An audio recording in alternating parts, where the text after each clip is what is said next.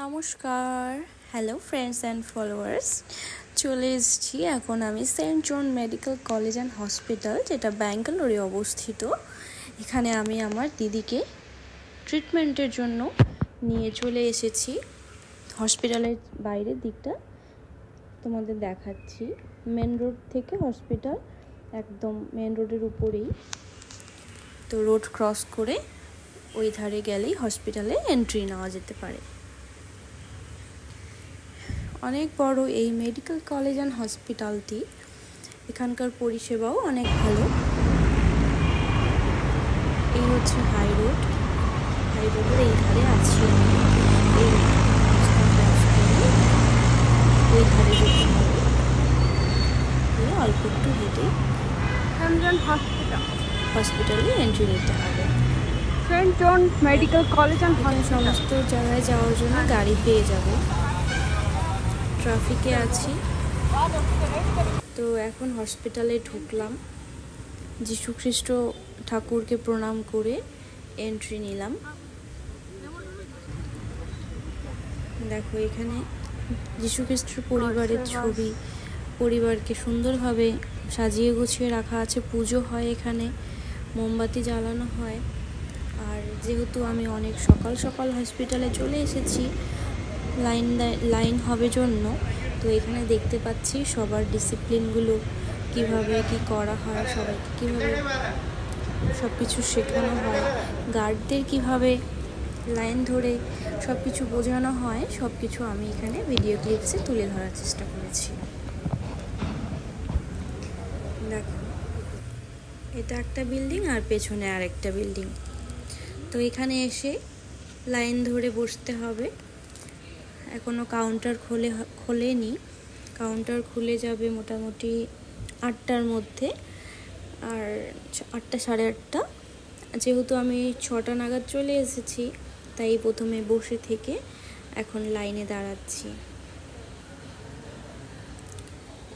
এখানে তোমাকে আধার কার্ড আর টাকা নিয়ে দাঁড়াতে হবে, দিয়ে পেশেন্টের নাম লেখাতে হবে, তুমি কোন ডক্টরকে দেখাতে চাও, কোন ডিপার্টমেন্টের ডক্টরকে দেখাতে চাও, সেটা এখানে তোমাকে এন্ট্রি করতে হবে। দেখো এখানে আমি আধার কার্ড দিয়ে আর টাকা দিয়ে আমি পেশেন্টের নামে একটা কার্ড বানিয়ে নিচ্ছি। এই কার্ড বানিয়ে নিলে কি হবে, তোমাকে বারবার আধার কার্ড শো করাতে হবে না। তো এই কার্ড বানিয়ে নেওয়ার পর শুধু রেজিস্ট্রেশনে গিয়ে কার্ড বানাতে হবে।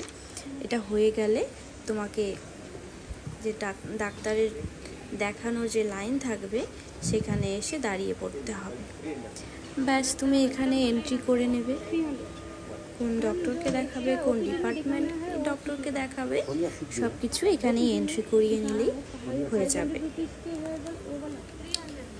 তো আমি এখন আমার দিদির নাম এন্ট্রি করিয়ে নিয়ে চেক আপের জন্য ওয়েট করব।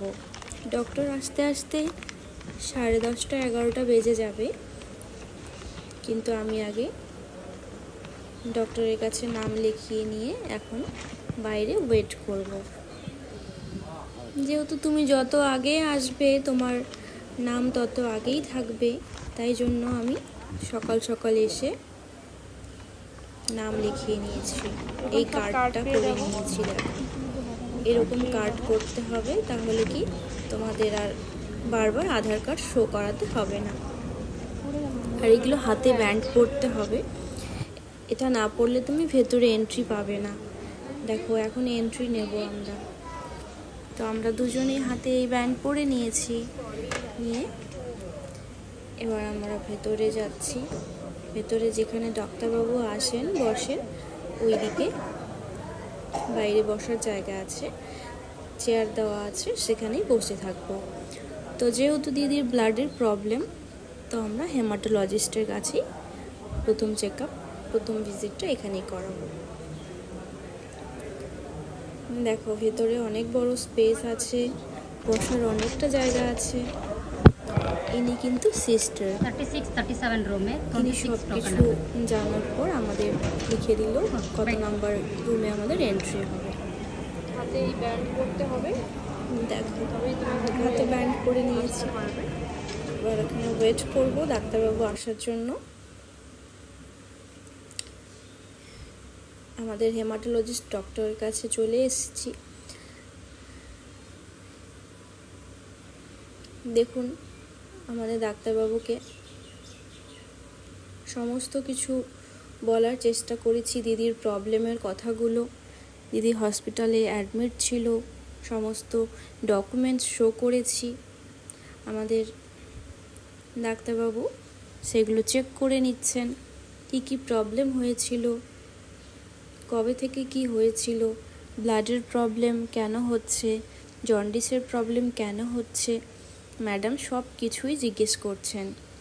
তো ম্যাডামকে আমি ডিটেলসে সব কিছু শেয়ার করছি। তো ম্যাডামকে যতটা পারা যাচ্ছে আমি ডিটেলস বলার চেষ্টা করছি, কারণ দিদির এই প্রবলেমগুলো অনেক বছর থেকেই কন্টিনিউ চলছে। তো আমি চাইছি এত ভালো ডাক্তারবাবুর কাছে যখন এসেছি ব্যাঙ্গালোরে, যাতে প্রবলেমসগুলোর ডিটেলস বলতে পারি, বলে আমি সঠিক মেডিসিন নিতে পারি। দেখো এই দিদি, আমার দিদির হসপিটালে অ্যাডমিট হওয়ার সমস্ত প্রেসক্রিপশন, পুরো নিউট্রিয়ার বই আমি ম্যাডামকে দিয়েছি দেখার জন্য। এরপর চলে আসলাম, ডাক্তারবাবু আমাদেরকে অনেকগুলো ব্লাড টেস্ট করাতে বলেছে। এবার আমরা অন্য সেক্টরে চলে এসেছি। এখানে এসে প্রথমে বিলিং কাউন্টার থেকে বিল করে নিতে হবে। দেখো এই হচ্ছে বিলিং কাউন্টার। প্রথমে এখানে বিল করে নিতে হবে। বিল করা হয়ে গেল। এবার আমরা ওয়েট করছি ব্লাড টেস্ট যেখানে হয় তার বাইরেটা। এবার ব্লাড টেস্টের জন্য ভেতরে চলে গেলাম, সিস্টারকে সব কিছু বললাম, প্রেসক্রিপশন দিলাম। এবার সিস্টার আমার দিদির ব্লাড নিয়ে নেবে। অনেকগুলো টেস্ট দিয়েছে, 9 রকমের টেস্ট দিয়েছে, তাই জন্য ব্লাড নেওয়া হবে, দিয়ে সেগুলো টেস্টের জন্য পাঠানো হবে।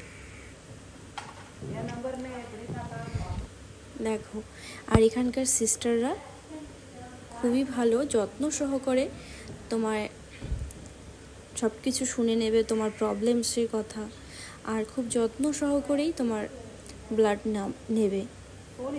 একদমই ভয় পায়নি আমার দিদি, আর একদমই ব্যথাও হয়নি। ওনারা এতটাই এক্সপেরিয়েন্স পারসন যে ওদের কোনো প্রবলেমই হয় না। প্লাস আমার দিদি নর্মালি ইঞ্জেকশনের ভয় পায়, আর ব্লাড নিলেও ভয় পায়, কারণ ও আমার যে দিদি আছে সে ছোট থেকেই অনেক ক্রিটিক্যাল মোমেন্ট ফেস করেছে, অনেক কষ্টের মধ্যে দিয়ে নিজেকে আজ পর্যন্ত সুস্থ রেখেছে। তো তার একটা ভয় হয়ে গিয়েছে, সব কিছু জিনিস দেখেও ভয় পায়, বুঝেও ভয় পায়, কারণ এত কিছু যখন লোড যায় শরীরে তখন একটা ভীতি তো চলেই আসে, তাই না? তো আমি তাকে সাহস দিচ্ছি, একদম ভয় পাবে না, আমি তো আছি, আর টেনশন একদমই করবে না, যতক্ষণ আমি আছি টেনশন ফ্রি থাকো, কিছু হতে দেব না। দেখো এরপর আমাদের 42 में जाके पेमेंट करना है, रजिस्ट्रेशन फीस जो है उसकी पेमेंट करना है। এখানে এসে আমরা আরেকজন ডাক্তারের কাছে অ্যাপয়েন্টমেন্ট নিয়ে নিয়েছি, সেটা হলো গাইনোকোলজিস্ট। তো গাইনো ডক্টরকে দেখাবো জন্য আমাদের বলে দেওয়া হলো যে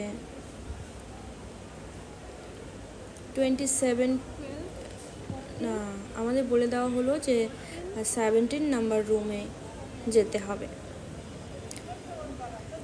17 নম্বর রুমে ডক্টরবাবু আছেন, তো আমাদের বাইরে ওয়েট করতে হবে। দেখো এখানে বাইরে সবাই ওয়েট করছে, সবার হাতেই ব্যান্ড পরা আছে। এই ব্যান্ড না পড়লে কিন্তু ভেতরে কোনোভাবেই এন্ট্রি পাবে না। এবার আমি গাইনোকোলজিস্টকে দেখানোর জন্য সমস্ত ডকুমেন্টস ভেরিফাইয়ের জন্য দিয়ে দিয়েছি। বাইরে ওয়েট করছি। এই দেখো, এটা হলো বিলিং সেক্টর। এখান থেকে বিল করার পর তোমাদেরকে খাবার নিতে হবে। Saint John medical college and hospital, এটা কিন্তু ক্যান্টিন আছে। তো প্রথমেই তোমাদের বিল করে নিতে হবে, নিয়ে তারপর তোমরা খাবারের জন্য লাইন করতে হবে। হ্যাঁ, এখানে ভিতরে কী খাবার আছে সেগুলো অল্প একটু ভিডিও ক্লিপস তোমাদের সামনে তুলে ধরেছি। আর আমি অর্ডার করেছি আমাদের জন্য এই থালি, নিরামিষ থালি, ভেজ পোলাও। তো এটা খাবো। আর ওদের সাউথ ইন্ডিয়ান ফুড অনেক রকমের ডিশ আছে যেগুলো আমি অর্ডার করিনি, কারণ টেস্ট কেমন হবে না হবে জানি না। এই হচ্ছে সাউথ ইন্ডিয়ান ফুড। আর রাতের বেলা আবার বাড়ি ফিরে একটু ফলের রস খেয়ে নেব। বাড়ি ফিরে বলতে আমরা আমাদের নিজের হোটেলে চলে গেলাম, গিয়ে এবার রাতের বেলা একটু ফলের রস খেয়ে নেব। আর এই হচ্ছে সাউথ ইন্ডিয়ান ফুড।